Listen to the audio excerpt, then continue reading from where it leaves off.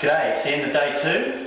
All the floors are up. I've scraped the floors so they're ready now for new flooring to go down whenever that is. It won't be for a little while yet, but at least it's all now prepared and ready to go.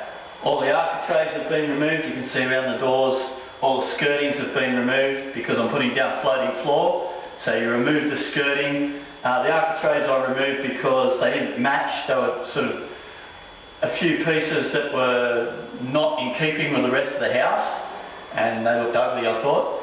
So I've removed those and I'm just going to replace them with standard architraving. And the skirtings all come up because I'm putting down floating floor, so you lay the floor and then you put the skirtings back on, because you've got to leave a 10mm gap around all the edges of the floating floors.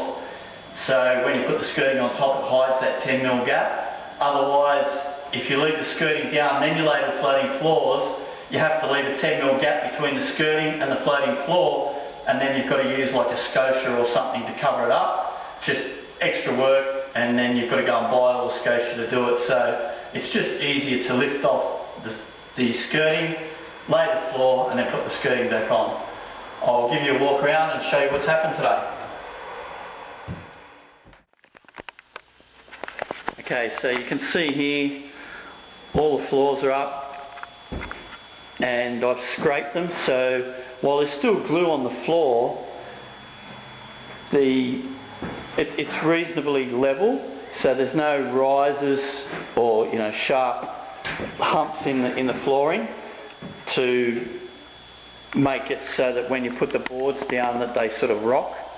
So it's all pretty level. And another thing that was done today, all the skirting and architraves are gone from around here as well.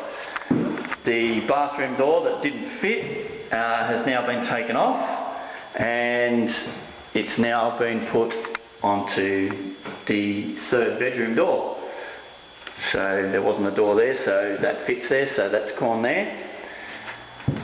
Pretty much the day was spent just taking up the floors and scraping and cleaning up, and then had an hour or two left at the end after that, and I've taken up all the architraves and skirting. You can see there was a decorative architrave there which I've taken off, and all around all the skirtings are all off.